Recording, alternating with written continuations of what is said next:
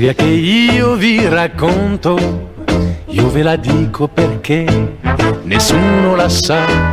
Un giorno che fuori pioveva, 7 ragazzi in blu decidono che quella banca che sta dirimpetta il caffè è troppo jolie per lasciarla così. Se di grana ce n'è si può prenderne un po'.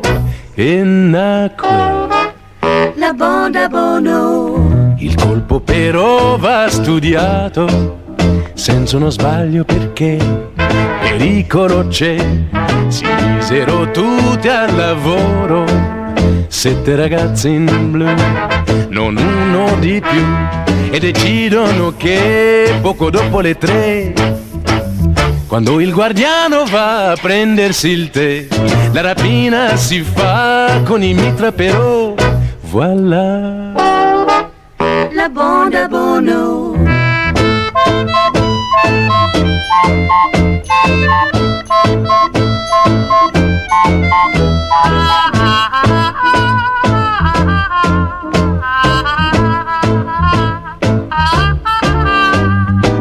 Ma non mi chiedete chi fu che sparò, perché non lo so.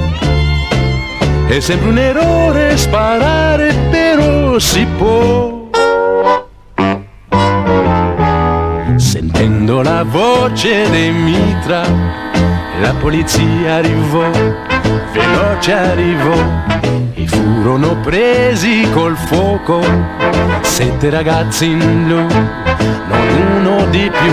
Si difesero ma eran 100 di più. E allora così ne morirono 3. Mi dispiace però che nessuno scappò. Finì la Bonda Bono. Nessuno vivrà finché sparerà, ma sempre per tutta la vita io mi ricorderò la Banda Bono.